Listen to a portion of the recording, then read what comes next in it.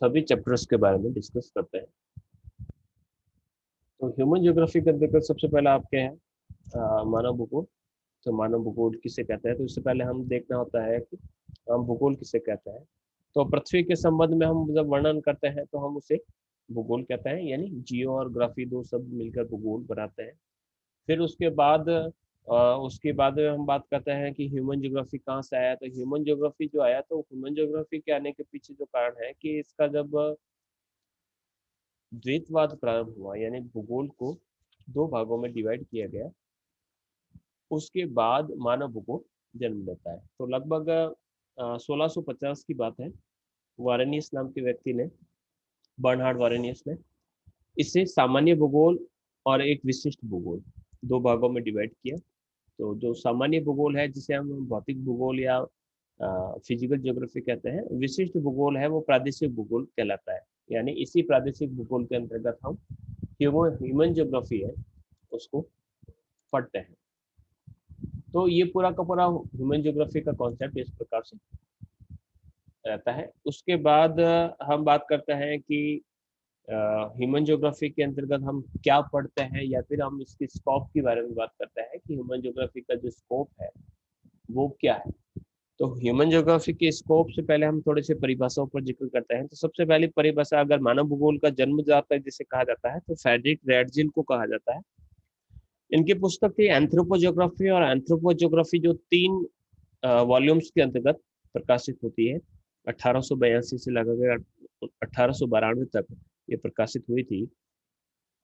और इसमें रेडजेल कहता है कि मानव भूगोल के दृश्य जो है, यानी मानव भूगोल में जिस बातों की हम बात कर रहे हैं कि मानव भूगोल क्या है, तो वो सारे के सारी जो चीजें हैं वो सारी की सारी हमारे वातावरण से संबंधित होते हैं, और जो स्वयं भौतिक दशाओं का एक योग होता है। यानी पर्यावरण में जो भी चीजें दिखती है वो सारी की सारी पर्यावरण भूगोल या मानव भूगोल का एक हिस्सा माना जा सकता है। इसके बाद उनकी शिष्या आई रेडजेल की, कुमारी सैमपुल, जिन्होंने अपनी पुस्तक इन्फ्लुएंस ऑफ जियोग्राफिक इन्वायरमेंट जो 1911 की थी, उसमें भी कहा कि मानव भूगोल जो है अस्थायी पृथ्वी तथा चंचल मानव के बीच संबंधों का अध्ययन है। तो इस प्रकार से परिभाषा है। उसके बाद ब्लांस की परिभाषा आती है, ब्लांस, हंटिंगटन, डिमांजिया, जीन ब्रून्स, ये अलग अलग प्रकार के जो विद्वान हुए, उन विद्वानों ने इसके बारे में कहा है। किसी ने कहा है कि ये मानव वो उसके कार्यों से संबंधित है, कोई कहते हैं कि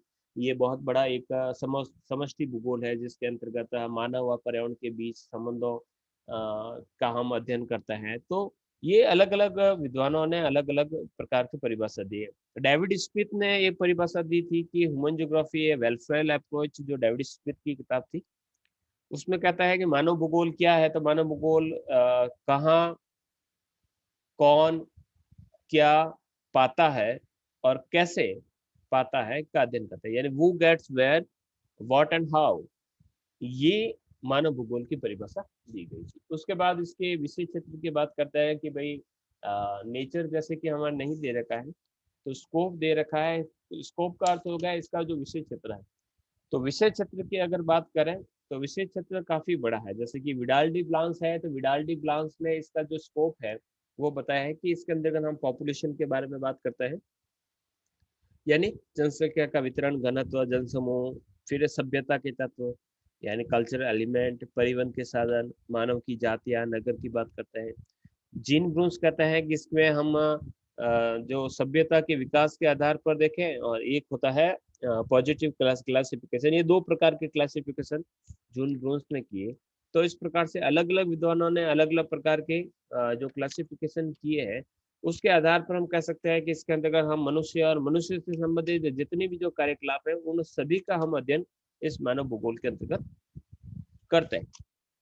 तो इसके अंतर्गत न हम उसके प्राकृतिक, जैसे कि अगर हम बात करें, जैसे कि मानव भूगोल के विषय क्षेत्र की बात करें, तो मानव भूगोल के अंतर्गत जो विषय क्षेत्र होता है उनको हम दो भागों में डिवाइड कर सकते हैं।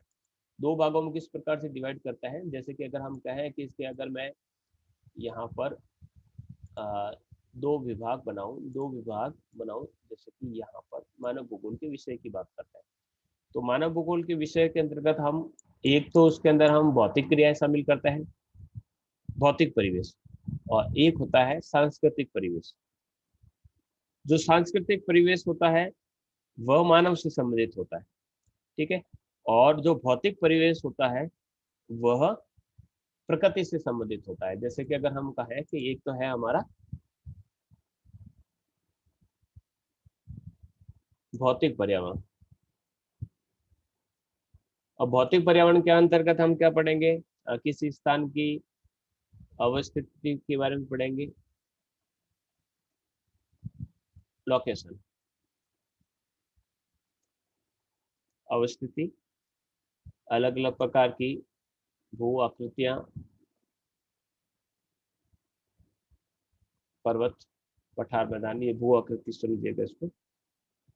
जल स्रोत है, वाटर बॉडीज, पर्वत, सागर है, झीलें हैं, नदियां हैं, महासागर है, वहां पर पाई जाने वाली जलवायु, इसके अलावा वहां पर पाई जाने वाली मृदा, यानी किसी क्षेत्र की मृदा या वहां पर पाए जाने वाले खनिज, ये सारे के सारे हमारे भौतिक पर्यावरण।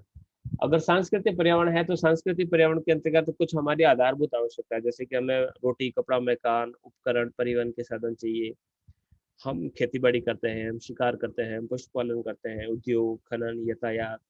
कुछ हमारी सामाजिक आवश्यकताएं होती है, जैसे संस्कार, अंतर्राष्ट्रीय संबंध, धर्म, विज्ञान। कुछ हमारी आवश्यकताएं होती है, जैसे कि उच्च आवश्यकता है, जैसे शिक्षा, मनोरंजन, स्वास्थ्य, कला। कुछ अंतरिक्ष संबंधी ज्ञान की आवश्यकता है, संचार, उपग्रह, विश्व शांति है तो अलग अलग प्रकार के हम प्रयास करते हैं, धैर्य, साहस, नैतिक मूल्य, वसुप्रेम, कुटुंब की भावना।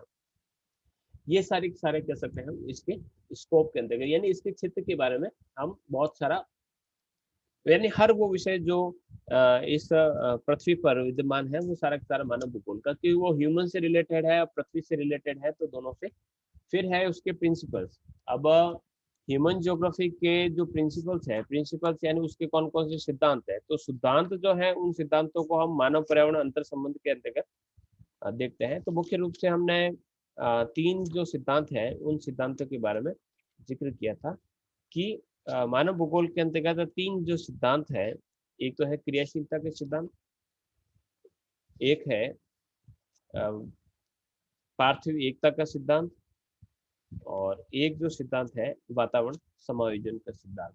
यानी एक तो है क्रियाशीलता का सिद्धांत, यानी पृथ्वी पर जितने भी जो तो या जो भी चीजें पाई जाती हैं वो सारी की सारी एक्टिव मोड पे है, जिसे हम प्रिंसिपल ऑफ एक्टिविटी कहते हैं, यानी उसमें कुछ ना कुछ चेंजेस आता रहा है। और दूसरा जो सिद्धांत है जिसे पार्थिव एकता का सिद्धांत कहा जाता है, प्रिंसिपल ऑफ टेरेस्ट्रियल यूनिटी। तो प्रिंसिपल ऑफ टेरेस्ट्रियल यूनिटी के अंतर्गत हम बात करते हैं कि पृथ्वी पर जितने भी जो तत्व पाए जाते हैं वो एक दूसरे से रिलेट है, उसमें संबंध पाया जाता है। फिर है प्रिंसिपल ऑफ एडजस्टमेंट या वातावरण समायोजन का सिद्धांत, जिसमें ये कहा जाता है कि हम प्रकृति में, चाहे मनुष्य हो, चाहे जीव हो, चाहे पेड़ पौधे हो, वह अपने वातावरण के साथ अपना एडजस्टमेंट स्थापित करते हैं। तो इस प्रकार से अलग अलग प्रकार के मुख्य रूप से तीन यहाँ पर जो सिद्धांत है उस सिद्धांतों के बारे में हमने डिस्कस किया। फिर है it's relationship with other social sciences, यानी दूसरे विषय के साथ क्या संबंध है। तो सोशल साइंसेज के अंतर्गत हम केवल और केवल अगर सामाजिक विज्ञानों की बात करें तो समाज शास्त्र के अंतर्गत इसका अध्ययन किया जाता है। यानी अगर हम इतिहास के अंतर्गत जैसे समाज शास्त्र की बात करें तो समाज शास्त्र के अंतर्गत हम पढ़ते हैं कि समाज कैसे बना, समाज की व्यवस्था किस प्रकार से संचालित होती है, सामाजिक संस्थाएं क्या होती है, सामाजिक व्यवहार क्या होता है, नगर, गांव, मनुष्य के कार्य क्या होते हैं। इन सभी का अध्ययन हम ह्यूमन ज्योग्राफी के अंतर्गत भी करते हैं।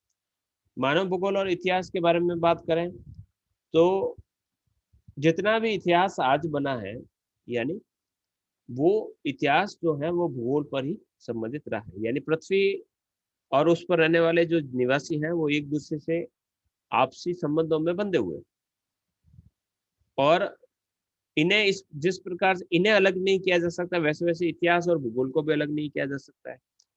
क्योंकि जितने भी जो घटनाएं, ऐतिहासिक घटनाएं जो घटित हुई है वह भूगोल यानी इस पृथ्वी पर ही घटित हुई है। तो इस प्रकार से इतिहास और मानव भूगोल दोनों संबंधित है।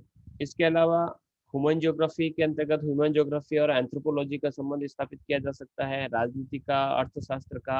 तो अलग अलग विद्वानों ने अलग अलग प्रकार से संबंध स्थापित किए। फिर है school of human geography. School of human geography के अंतर्गत हम बात करते हैं कि यहाँ पर 3 स्कूल के बारे में बात की है। देखिए यहाँ पर एनवायरमेंटलिज्म, पॉसिबिलिज्म एंड नियोडिटिज्म, यानी नियतिवाद, संभववाद और नव नियतिवाद। अब नियतिवाद क्या कहता है? नियतिवाद कहता है कि मनुष्य जो है वो मोम का पुतला है और प्रकृति ने उस पर, या प्रकृति का जो प्रभाव है वो इस मानव पर अवश्य रूप से देखा जा सकता है।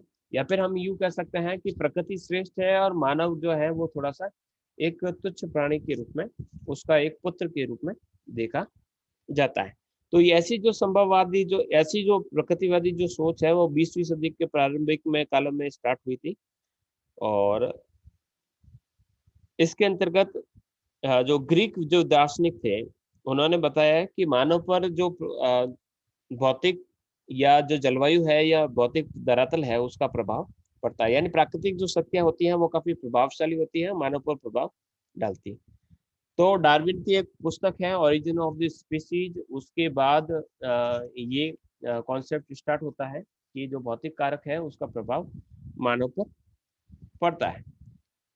उसके बाद इसके विचारकों की बात करें तो इसके अंतर्गत स्टेबो, वारेनियस, कांट, हम्बोल्ट, रीटर, हैकल, हिप्पोक्रेटस, ये अलग अलग प्रकार के जो विद्वान हैं उन्होंने अपना अपना योगदान इसके अंदर दिया है। फिर इसके बाद सबसे ज्यादा योगदान जो दिया जाता है वो रेडजेल का द्वारा, और उसके बाद सैम्पुल का है वो योगदान रहा है। हंटिंगटन ने भी थोड़ा सा इसमें सहयोग दिया है, लेकिन फिर इसकी आलोचना हुई और उसके बाद नई एक विचारधारा जन्म लेती है और उसे कहा जाता है संभववाद। संभववाद जो एक फ्रांसीसी संप्रदाय का स्कूल है, यानी ये जो इन्वायरमेंट जो है ये आपके प्रकृतिवाद, ये तो है जर्मन वालों का, यानी जर्मन के जो लोग थे उन्होंने इस विचारधारा को आगे बढ़ाया। पॉसिबिलिज्म है, ये आया था फ्रांस से। फ्रांस में इसके तो जर्मन में रेडजेल है इसके लिए प्रमुख। और पॉसिबिलिज्म की बात करते हैं तो यहाँ पर ब्लांस जो है, विडाल डी ब्लांस, जो प्रमुख रूप से अपनी पहचान रखता है। वर्ड इस शब्द का प्रयोग सर्वप्रथम लूशियन फेब्रे ने अपनी पुस्तक के अंतर्गत किया था। और ज्योग्राफी इंट्रोडक्शन टू हिस्ट्री एक प्रकार की इनकी पुस्तक है। तो फेब्रे ने इस शब्द का सर्वप्रथम प्रयोग किया और कहा कि जो प्रकृति है वह श्रेष्ठ नहीं है, या मानव जो है वो मोम का पुतला नहीं है, उसमें बुद्धि है, उसमें तर्क है, कहीं पर भी कोई अनिवार्यताएं नहीं है, सर्वत्र संभावना है। और मनुष्य इन संभावनाओं का स्वामी है और वह तय करेगा कि उसको क्या करना है, प्रकृति उसमें दबाव नहीं डाल सकती। ऐसी विचारधारा जन्म लेती है। फिर आते हैं ग्रिफिथ टेलर, और ग्रिफिथ टेलर ने एक नई विचारधारा को जन्म दिया जिसे नवनिश्चयवाद कहा जाता है, या वैज्ञानिक निश्चयवाद, या रुको और जाओ, स्टॉप एंड गो डिटर्मिनिज्म कहा जाता है। यानी वो कहते हैं कि मैं कभी इस बात को अस्वीकार नहीं करता है कि मानव एक बहुत बड़ी भूमिका, यानी मानव वास्तव में महत्वपूर्ण है, उसमें बुद्धि है, उसमें तर्क है, लेकिन संसार के जितने भी जो क्षेत्र हैं वहां पर मानव ने सामंजस्य में प्रकृति द्वारा निर्धारित की गई सीमाओं में को एक कदम और आगे बढ़ाया। यानी मानव जो है स्वतंत्र नहीं है, उस पर प्रकृति का प्रभाव पड़ता है। इसलिए मानव और प्रकृति जो है दोनों को एक साथ मिलकर, एक साथ के सहयोग के साथ चलना चाहिए। यानी मानव का जो विकास है वो प्रकृति के सहयोग में निहित है, न कि उसकी विजय में। तो इस प्रकार से विचारधाराएं जन्म लेती है। फिर है जियोग्राफिक एनवायरनमेंट एंड मैन, भौगोलिक वातावरण और मानव। ये हिंदी वाला लिया था मैं। अब ये क्या कहता है कि विभिन्न जो भू आकार है उसका मानव पर क्या प्रभाव। तो जलवायु जो होती है वो मानव पर प्रभाव डालती है। अब जलवायु का प्रभाव मानव पर किस प्रकार से देखा जा सकता है कि जहाँ कहीं पर भी देखिएगा जलवायु को अगर हम देखें तो उष्णकटिबंधीय जलवायु जो है वो अक्षांश के अनुसार बदलती रहती है। यानी आप जब इक्वेटर से, यानी कर्क रेखा से जब आप ध्रुवों की तरफ जाओगे तो जनसंख्या में बदलाव आएगा। या उन्हें पहले उष्णकटिबंधीय जलवायु आएगी, फिर शीतोष्णकटिबंधीय आएगी, फिर ध्रुवीय जलवायु आएगी। इसी प्रकार से जैसे जैसे हम ऊंचाई की तरफ जाते हैं वैसे वैसे भी जलवायु में परिवर्तन आता है। अब ये जो जलवायु में परिवर्तन आता है उसका प्रभाव क्या मानव पर पड़ता है, मानव की क्रियाओं पर पड़ता है? तो जी हाँ, पड़ता है। अब कैसे पड़ता है? जैसे कि मनुष्य का खान पान देख लीजिए, तो वहां पर जैसी जलवायु होगी वैस प्रकार का उनका खान पान होगा, उनके पहनने के कपड़े, रीति रिवाज, खान पान, ये बोलने का ढंग, व्यवहार, ये सारे के सारे जलवायु पर आधारित रहता है। तो जलवायु जो होती है वो एक बहुत बड़े फैक्टर के रूप में अपनी भूमिका निभाती है और मनुष्य के कार्यों को प्रभावित करती है। इसके बाद है जलाशय। अब जलाशय का प्रभाव इस प्रकार से है कि जलाशय को अगर देखें तो जलाशय मुख्य रूप से क्या है? तालाब है, नदियां हैं, महासागर है। तो ये मानव की क्रियाओं पर प्रभाव डालती हैं क्योंकि इन पर हम उनकी मानव की जो आवश्यकता है वो आधारित रहती है। इसके अलावा जो जल है, जो जल के लिए हमेशा से ही युद्ध होते रहे हैं। तो जहां पर जिन क्षेत्रों में जल की कमी थी, तो कमी जल की कमी वाले क्षेत्रों में जो जनजातियां थी वो काफी बर्बर थी। बर्बर होने का अर्थ आता है उनमें ऐसी प्रवृत्ति पाई जाती है, वो किसी को मार काटने पर जल्दी उतारी हो जाती है। तो इस प्रकार की जो प्रवृत्तियां हैं वो पाई जाती है। यानी जलाशय जो होते हैं मनुष्य के कार्यों पर प्रभाव। पानी ज्यादा है तो आप कौन सी खेती करोगे? तो या बारिश ज्यादा हो रही है, या फिर जलाशय जो समुद्र तटीय क्षेत्र है वहां पर आपके कौन सी एक्टिविटी रहेगी, आप कैसे कपड़े पहनेंगे, आपका खान पान क्या होगा, तो ये सारे के सारे जलाशय तय करते हैं। और दूसरा है कि जितनी भी हमारी जो सभ्यता है वो सारी की सारी नदी घाटियों के आसपास में विकसित हुई है। तो जलाशय जो है वो हमारी कार्यों पर, हमारे विचारों पर प्रभाव, हमारे शारीरिक संगठन पर प्रभाव डालता है, यानी हर प्रकार से इसका प्रभाव पड़ता है। फिर है वातावरण पर अनुकूलन के रूप। वातावरण अनुकूलन के रूप में विभिन्न जो पर्यावरण प्रदेश है उसमें मानवीय जीवन किस प्रकार का है।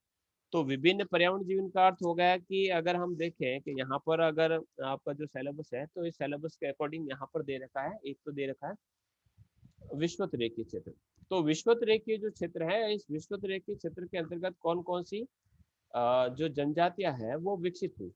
तो इन जनजातियों के बारे में हमें पढ़ना है कि विश्व की जो प्रमुख जनजातियां हैं वो किस प्रकार से विकसित हुई। तो बैरोज जो थे उन्होंने 1922 में इसे मानव पारिस्थितिकी कहा। मानव पारिस्थितिकी का अर्थ हो गया कि ह्यूमन जियोग्राफी में हम मानव और मानव की इकोसिस्टम का हम अध्ययन करते हैं। तो प्राचीन अवस्था अगर मानव के विकास को देखें तो पहले वो शिकार और भोजन एकत्रित करता था, फिर पशुचारण का काल आया, फिर वो कृषि का काल आया, और अभी जो काल चल रहा है वो विज्ञान और तकनीकी का काल चल रहा है। तो इस प्रकार से मानव में काफी अधिक तरह से कह सकते हैं कि परिवर्तन आया। तो हम अलग अलग प्रकार के जनजातियों के बारे में डिस्कस करते हैं। जैसे कि अगर हम बात करें कि जो अलग अलग क्षेत्र है, तो अलग अलग क्षेत्र में सबसे पहले जैसे कि हम भूमध्य रेखीय क्षेत्रों की बात करें, तो भूमध्य रेखीय क्षेत्रों में बात करें तो वहां पर एक अलग प्रकार की जीवन पद्धति पाई जाती है। वहां के जो लोग होते हैं, भूमध्य रेखा के आसपास में काफी ज्यादा बारिश होती है और वहां पर तापमान भी अधिक रहता है। तो वहां पर लोग जो है वो हंटिंग और गैदरिंग, यानी शिकार और वन की वस्तुएं जो संग्रहित करने में अपना ज्यादा योगदान देते हैं। जैसे कि अगर आप बात करें तो मलया प्रदेश की सेमांग और सकाई है, तो ये सारी की सारी जो जनजातियां है फूड गैदरिंग है और शिकार भी करती है। इसके अलावा मध्य अफ्रीका में जो कालाहारी के कांगो के जंगल में रहने वाली जो छोटी नाटे कद की जो जनजाति जिसे पिग्मी कहा जाता है, वो शिकारी है और संग्रहण करना उसका गौण कार्य है। तो इस प्रकार से ये जो जनजातियां हैं वो अलग अलग प्रकार के जो क्लाइमेट है वहां पर अलग अलग प्रकार की विशेषता पाई जाती है। इसी प्रकार से उष्ण कटिबंधीय घास के क्षेत्रों की बात करें या सवाना प्रदेश की बात करें तो वहां पर जो आदिम प्रजाति जातियां जो जनजातियां रहती है वो पशुचारण का कार्य करती है या फिर आदिम ढंग से शिफ्टिंग एग्रीकल्चर का कार्य करती है। तो जैसे कि पूर्वी जो अफ्रीका के जो पठार है तो वहां पर एक घूमने वाली प्रजाति हमने पढ़ा मसाई, तो वो गायों को पालती है, गायों के रक्त का यूज करती है। तो इस प्रकार से वो पशुचारण पर निर्भर है। इसी प्रकार से उष्ण कटिबंधीय जो मरुस्थलीय क्षेत्र है तो वहां पर जो कालाहारी का मरुस्थल है वहां पर हमने बुशमैन को पढ़ा। बुशमैन क्या है? एक प्रकार की शिकारी जनजाति है और थोड़े बहुत ढंग पर वो संग्रहण का कार्य करते हैं। इसी प्रकार से उष्णकटिबंधीय मरुस्थलों के अंतर्गत हमने अरब के बद्दुओं को पढ़ा, बडाविंस जिसे कहा जाता है। तो बडाविंस जो है वो पशुचारण का कार्य करते हैं। फिर हमने शीतोष्ण कटिबंधीय घास के मैदानों में की ओर चले तो वहां पर मुख्य जो प्रजाति है वो किर्गिज है, जो किर्गिस्तान के अंतर्गत रहती हैं। वह पहले पशुचारण का कार्य करती थी, लेकिन अभी जो सोवियत संघ यानी रूस की जो सरकार के द्वारा जो प्रयास किए गए तो वो एक ही जगह पर रहकर पशुपालन का कार्य या आधुनिक जो धंधे हैं उसके अंतर्गत लग गई। इसके अलावा एक और क्षेत्र हमने पढ़ा था, वो था ध्रुवीय क्षेत्र, ये जिसे टुंड्रा प्रदेश कहा जाता है। तो वहां पर जो मुख्य जो प्रजाति पाई जाती है एस्किमो, कच्चे मांस के खाने वाले, तो मुख्य रूप से वो आखेटक होते हैं। लेकिन अगर वर्तमान समय की बात करें तो वहां पर काफी परिवर्तन आए होंगे। यानी आज हम नहीं कह सकते हैं कि आज भी वो स्लेज गाड़ी में ही रहते हैं, या फिर जो पिग्मी है वो कह सकते हैं बिल्कुल नंगे रहते हैं, ऐसा आज के समय में नहीं कहा जा सकता है। तो कुछ न कुछ परिवर्तन उनमें जरूर आया होगा। तो इस प्रकार से हमने अलग अलग प्रजातियों के बारे में पढ़ा। तो कुछ प्रजातियों के बारे में जैसे कि हमने सेमांग, सेमांग जो है मलेशिया के जो मध्यवर्ती भाग है वहां पर रहती हैं, शाकाहारी होती है। डुरियन, मैंगोस्टीन नाम के और केले जो जैसे फल खाते हैं, और काफी ऊंचाई पर अपने मकान बनाते हैं। इसी प्रकार से कांगो के पिग्मी पड़े, तो पिग्मी जो अफ्रीका के कांगो बेसिन में रहते हैं। तो कांगो और कांगो से के बेसिन में जो बोनेरो पिग्मी रहते हैं, वैसे ही लोग जो अमेजन के बेसिन है वहां पर बोरो कहलाते हैं या रेड इंडियन कहलाते हैं। श्रीलंका में ऐसे लोगों को वेदा कहा जाता है। न्यू गिनी, जो पापुआ न्यू गिनी है, वहां पर पापुआन कहा जाता है। बोर्नियो है, वहां पर पुनंस कहा जाता है। तो वो एक ही प्रजाति है लेकिन अलग अलग नामों से जाना जाता है। तो ये जो लोग हैं वो काफी छोटे और नदियों के किनारे और कांगो के जंगल में पिग्मी रहते हैं, आखेट करते हैं। इनके अंतर्गत मौन व्यापार, साइलेंट ट्रेड चलता रहता है। तो आसपास के क्षेत्रों में वो अपना सामान रख देते हैं और बदले में मांस वगैरह प्राप्त कर लेते हैं और केले दे देते हैं। तो इस प्रकार से साइलेंट ट्रेड इसके अंतर्गत काफी प्रचलित है।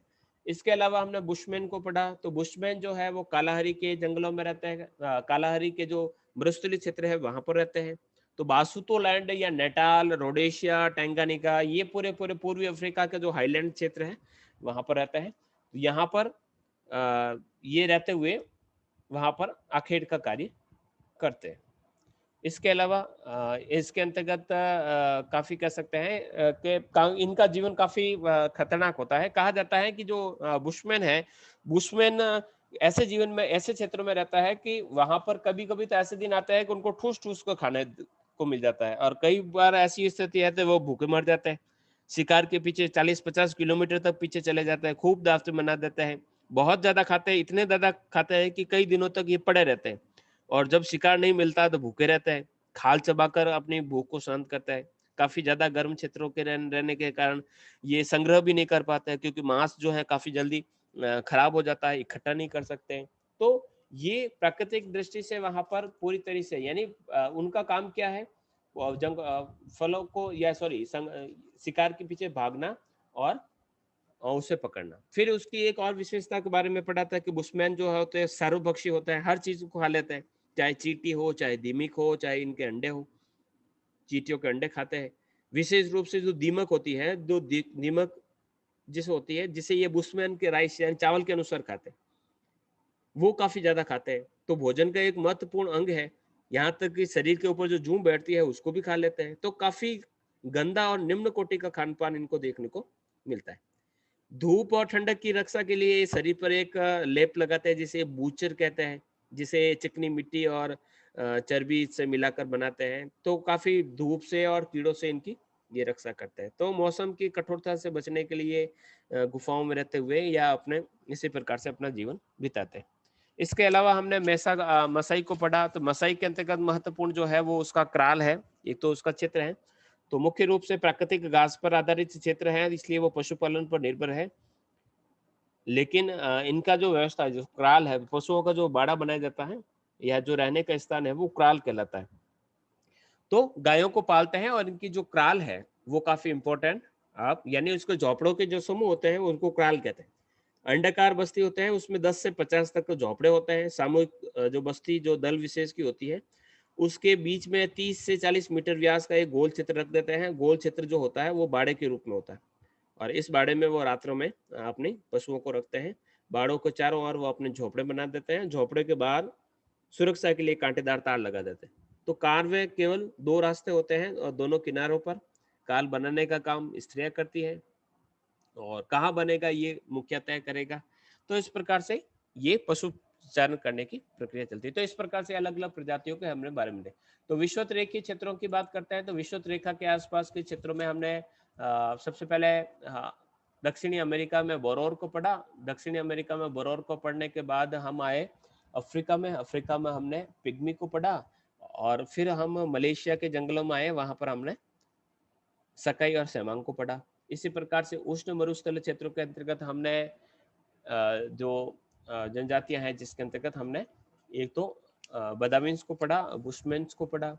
समशीतोष्ण वाले क्षेत्रों के अंतर्गत हमने किर्गिज को पढ़ा, भूमध्य सागरीय प्रदेश के बारे में पढ़ा। ध्रुवीय क्षेत्रों के अंतर्गत हमने एस्किमोज को पढ़ा, सेमोइड्स, चकची, तुंगिया, ये अलग अलग प्रकार की प्रजातियां, ये अलग अलग आपके पाए जाते हैं। फिर है मानव प्रजातियां। अब मानव प्रजाति क्या है, तो मानव प्रजाति के संदर्भ में प्रजाति जो है वो नस्ल को प्रकट करती है, जाति को नहीं। इस प्रकार की जो विचारधारा है वो ग्रिफिथ टेलर ने दी। ग्रिफिथ टेलर का जो 7 से 8 प्रकार की प्रजातियों का वर्गीकरण, फिर आपके हैडन का जो वर्गीकरण है, उलोट्रिकी, सिलोट्रिकी, लियोट्रिकी, फिर क्रॉबर का जो था, क्रॉबर के वर्गीकरण के अंतर्गत 3 मुख्य और 11 जो है वो गौण। 3 मुख्य में काकेसाइट, निग्रोइड, जो प्रजातियां, मंगोलॉइड, ये 3 प्रजातियां क्रॉबर के अनुसार है।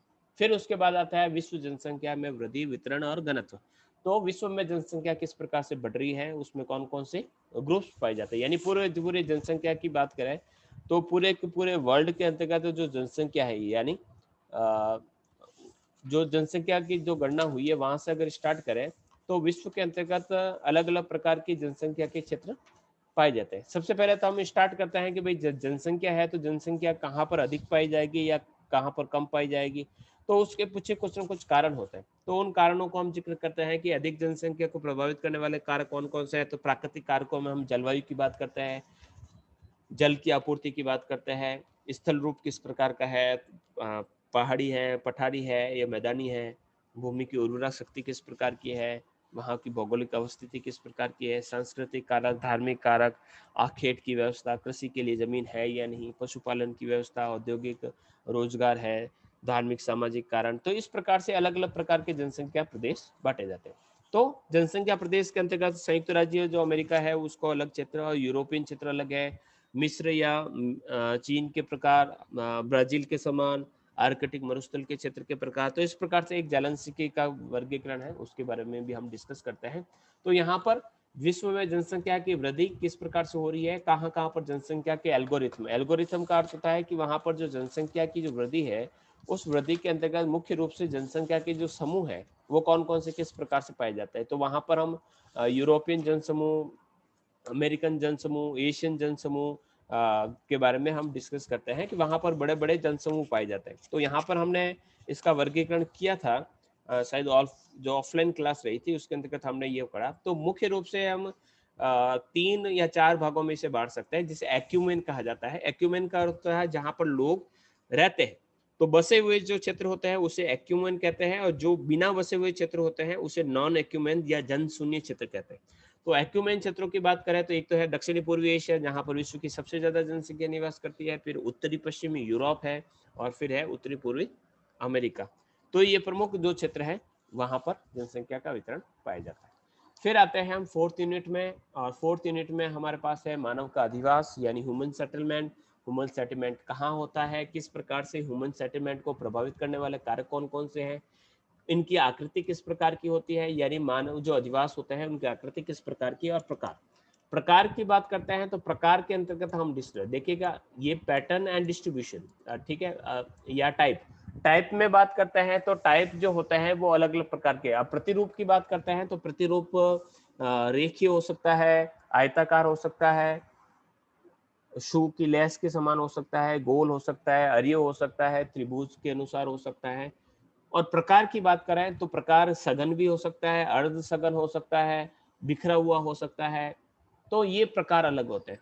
तो इन सभी बस्तियों के प्रकार के अंतर्गत मानव अधिवास को हमने ग्रामीण और नगरीय 2 अधिवासों के प्रकार के अंतर्गत डिवाइड किया, और भारत के संदर्भ में इसको काफी डिटेल से पढ़ा कि भारत में जो है ग्रामीण और नगरीय अधिवास जो है वो किस प्रकार से पाया जाता है। ग्रामीण अधिवास और शहरी अधिवास में किस प्रकार से उसकी आकृति क्या है, आकृति का अंत है उसका पैटर्न और उसका जो टाइप है, दोनों के बारे में अध्ययन किया। 5th यूनिट जो होती है वो आपके अर्बनाइजेशन पर है। अर्बनाइजेशन किससे कहते हैं, किस प्रकार से जनसंख्या वृद्धि, उसके कारण विश्व के प्रमुख जनसमूह। ये जो जनसमूह वाला चैप्टर है वापस यहाँ पर आ जाता है, या फिर चाहे तो दोनों जगह पढ़ सकते हैं। तो प्रमुख जनसमूह क्या है? भारतीय नगरों का कार्यात्मक वर्गीकरण। भारतीय नगरों का कार्यात्मक वर्गीकरण का अर्थ ये हो गया, जैसे कि इस नगर चैप्टर को हमने यहाँ पर पढ़ा था कि नगरीकरण। अब नगरीकरण किसे कहते हैं, तो ये हमारा कंप्लीट हो चुका था। नगरीयता का अर्थ ये होता है कि जहाँ का लोग जो है वो 75% जो लोग हैं वो गैर कृषि कार्यों में लगे हुए हैं, तो उसे हम नगर के रूप में जान सकते हैं।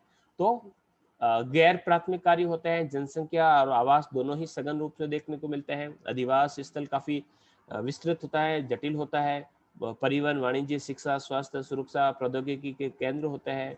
सिटी शब्द का जो प्रयोग होता है वो सिविटास से बना है, और इसका अर्थ क्या होता है कि एक रोमन साम्राज्य के अधीन संगठन था। तो भारत का जो जनगणना विभाग 1971 के अनुसार वे अधिवास जो नगर कहलाएंगे, तो उसके लिए कंडीशन ये है कि वहां पर 5000 से अधिक जनसंख्या हो, 75% से अधिक लोग गैर कृषि कार्यों में लगे हुए हैं, जनसंख्या घनत्व तो 400 व्यक्ति से अधिक हो।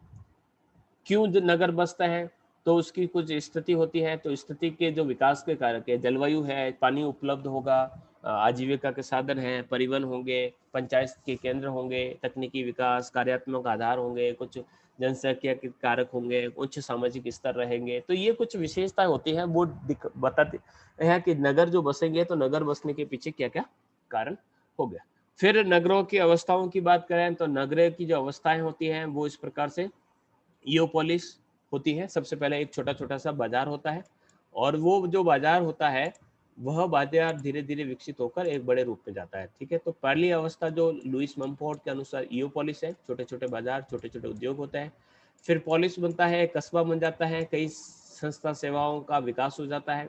फिर मेट्रोपोलिस बनता है, ये पूर्ण रूप से विकसित आपके शहर हो जाता है, जहाँ पर व्यापार, परिवहन, संचार, राजधानी का केंद्र, उद्योग का केंद्र होता है। फिर एक मेगा सिटी बनती है, बहुत बड़ा शहर, जैसे कि आपके मुंबई हो गया। गांधी बस्तियों की समस्या, उद्योगपति पूंजीपतियों का वहाँ पर वर्चस्व होता है। नैतिकता का वहाँ पर पतन देखा जा सकता है। नौकरशाही यानी ब्यूरोक्रेसी जो होती है वहाँ पर रहती है। इसके बाद टायरेनोपोलिस, यानी वो धीरे धीरे अस्तित्व खोने लगता है। जैसे कि जो काशी था वो एक बड़ा नहर था, नगर था, लेकिन धीरे धीरे अब उसका पतन होना शुरू हो गया। तो इस प्रकार से वो वहाँ की प्रशासनिक व्यवस्थाएं बिगड़ने लगती है, बेरोजगारी, असुरक्षा के कारण लोग दूर जाने लगते हैं। तो दिल्ली और मुंबई का हाल कुछ इसी प्रकार से हो सकता है।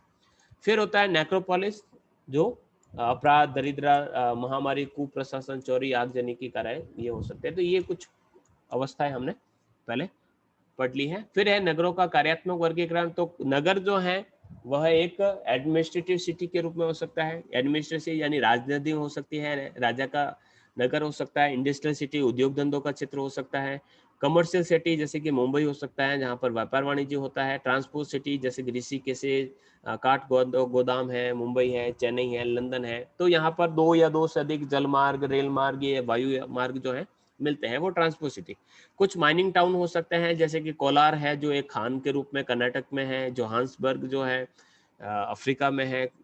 कोडरमा बिहार के अंतर्गत है, जो एक प्रकार से अब्रक शहर के रूप में जानी जाती है, यानी माइनिंग से वो डेवलप होती है। इस प्रकार से कुछ शहर मार्केट टाउन के रूप में, नोखा है, सुमेरपुर है, रानी है, तो ये एक मार्केट के रूप में डेवलप यानी मंडी के रूप में डेवलप। कुछ डिफेंस सेंटर होते हैं, यानी कैंटोनमेंट रीजन के रूप में जाने जाते हैं। तो जोधपुर है, आगरा है, रावलपिंडी है, तो ये एक सेना और सेना के रखने वाले जो क्षेत्र है, तो छावनी नगर के रूप में पहचान रखते हैं। कल्चरल जो सिटी है, जैसे कि श्राइन सिटी के रूप में आपके जो इसे कारपेंटर ने इसको श्राइन सिटी भी नाम दिया है। जैसे कि कल्चर सिटी में वाराणसी, हरिद्वार जो है वो एक श्राइन आपके कल्चरल रीजन के रूप में। इस प्रकार से अजमेर जो है वह भी ख्वाजा मोइनुद्दीन चिश्ती साहब की एक सांस्कृतिक केंद्र या कला केंद्र के रूप में पहचान रखता है। इसके अलावा कुछ धार्मिक क्षेत्र हो सकते हैं। अब कल्चर सिटी को यहाँ पर थोड़ा सा अलग कर लेता है। कल्चर सिटी में हम उदयपुर ले लेते हैं, जोधपुर, जयपुर, जैसलमेर ले लेते हैं। रिलीजियस सेंटर के अंतर्गत वाराणसी है, मथुरा है, अयोध्या है, अजमेर है, मक्का मदीना है। तो ये पूरे पूरे जो क्षेत्र हैं वो किसी न किसी धर्म विशेष के केंद्र के रूप में पहचान रखते हैं। इसके अलावा मार्शल अरुशेस ने एक वर्गीकरण और दिया है। प्रशासन सिटी, प्रशासन नगर, सुरक्षा नगर, सांस्कृतिक नगर, उत्पादन नगर, मनोरंजन नगर, संचार का केंद्र, तो स्थानांतरण संबंधी। तो ये कुछ नगरों के कुछ वर्गीकरण इस प्रकार से, यानी उस नगर में गए। जैसे कि कोटा का अगर उदाहरण दे, तो कोटा क्या है, तो वहां पर एक शिक्षा का एक केंद्र है। जयपुर क्या है, तो वहां पर एक हमारा राजधानी क्षेत्र है। उदयपुर क्या है तो एक सांस्कृतिक केंद्र है, अजमेर क्या है तो एक धार्मिक केंद्र के रूप में पहचान रखता है, पुष्कर एक धार्मिक केंद्र के रूप में पहचान रखता है, रानी क्या है मंडी है। तो उसकी पहचान कहाँ से होती है, तो उस प्रकार से उसके कार्यों के अनुसार उसका वर्गीकरण, उसका कार्यात्मक वर्गीकरण कहलाता है। फिर ये नगरों की जो अवस्थाएं हैं वो इस प्रकार से जनसंख्या के आधार पर हमने वर्गीकरण किया।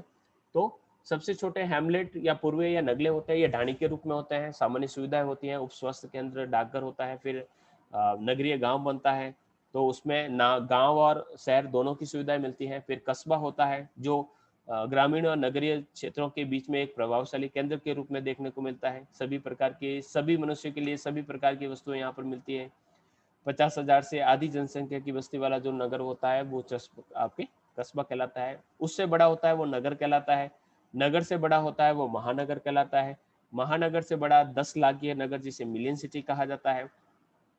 फिर उसके बाद सन्नगर या कॉन्वर्जेशन, जब दो या दो से अधिक नगर जो मिल जाते हैं तो वो सन्नगर, जैसे पाली और जोधपुर जो है वो एक दूसरे की तरफ बढ़ रहे हैं, रोहित तक पहुंच गए हैं, आपस में मिल जाएंगे, तो वो एक प्रकार से सन्नगर कहलाता है। फिर आता है मेगालोपोलिस, जो जीन गॉटमैन ने शब्द दिया था। ये काफी बड़ा नगर होता है, लगभग 50 लाख तक की इसकी जनसंख्या देखने को मिलते हैं।